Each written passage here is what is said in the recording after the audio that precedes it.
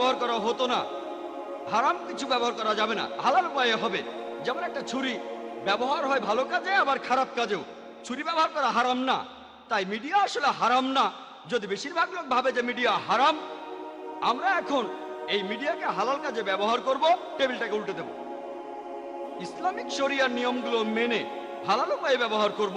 তখন হয়তো আল্লাহ সুবহানাহু ওয়া তাআলার কাছে বলতে পারবো আমরা আমাদের ক্ষুদ্র সামর্থ্যে যথাসাধ্য চেষ্টা করেছি ইসলাম প্রচার করার জন্য। কারণ আমাদের কাজ হলো ইসলাম প্রচার করা। আল্লাহ বলেছেন ফাযাক্কির ইন্নামা আনতা মুযাক্কির, আমাদের কাজ ইসলাম প্রচার করা, আর মানুষকে হেদায়েত করা সেটা আল্লাহ সুবহানাহু ওয়া তাআলার হাতে। আশা করি উত্তরটা পেয়েছেন। এবারের প্রশ্নটা করেছেন তানভীর খান। হিন্দু অথবা অমুসলিম মিডিয়াকে উত্তর দেওয়ার জন্য আমাদের কি গীতা, বাইবেল ইত্যাদি পড়া উচিত? ভাই, আপনি প্রশ্ন করলেন যে হিন্দু বা অমুসলিম মিডিয়াকে উত্তর দেওয়ার জন্য আমাদের কি গীতা বা বাইবেল পড়া উচিত।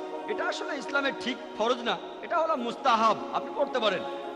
কারণ আল্লাহ তাআলা বলেছেন, আমিও এই আয়াতটার কথা বলেছিলাম আগের প্রশ্নের উত্তরে। সূরা ইমরানের 64 নম্বর আয়াতে বলা হয়েছে তাআলা ইলা কালিমাতিন সাওয়াইম বাইনানা ওয়া বাইনুকুম, এসো সেই কথায় যাহা আমাদের এবং তোমাদের মধ্যে এক। এখন আমরা এক কথায় কিভাবে আসবো যদি তাদের ধর্মগ্রন্থগুলো না পড়ি? এই জন্য অন্য ধর্মের ধর্মগ্রন্থ পড়া উচিত, তবে ফরজ না। আমি বলবো এটা মুস্তাহাব। এই কৌশলের কথা বলেছেন আল্লাহ সুবহানাহু ওয়া তাআলা এবং আমাদের নবীজি। আমাদের নবীজি বলেছেন বাল্লিগু আন্নি ওয়ালাউ আয়া, মাত্র একটা আয়াত জানলেও প্রচার করো, এটা সহিহ বুখারীর হাদিস। এরপরে আরো বলা হয়েছে আহলে কিতাবীদের গ্রন্থ থেকে উদ্ধৃতি দিলেও কোনো সমস্যা নেই। তাহলে অন্য ধর্মের গ্রন্থগুলো পড়া হলো একটা কৌশল যেটা দেখিয়েছেন আমাদের নবীজি, আর পবিত্র কোরআনেও আছে। যদি এমনটা করতে পারেন তাহলে খুবই ভালো। তবে এখানে আপনাকে বাইবেলে হাফেজ হতে হবে না, বেদে হাফেজ হতে হবে না, বা গীতায় হাফেজ হতে হবে না।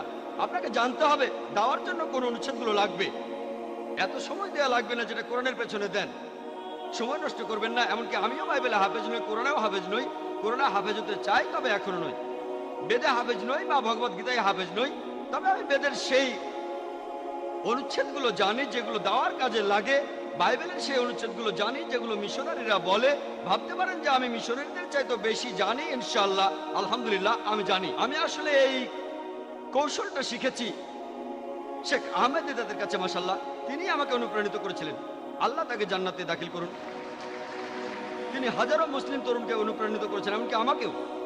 তাই আপনি সময় নষ্ট করবেন না, তবে আপনি সেই অনুচ্ছেদগুলো পড়বেন যেগুলো দাওয়ার কাজে লাগবে, আর তাদের কাছে বলবেন ইসলাম ধর্মের বাণী যে কোরআন বলছে আমাদের সাদৃশ্যের কথা, তাআলা ইলা কালিমাতিন সাওয়াইম বাইনানা ওয়া বাইনুকুম। এভাবে কাজ করলে ইনশাআল্লাহ আপনার পক্ষে ইসলামের বাণী প্রচার করা সহজ হবে। আপনার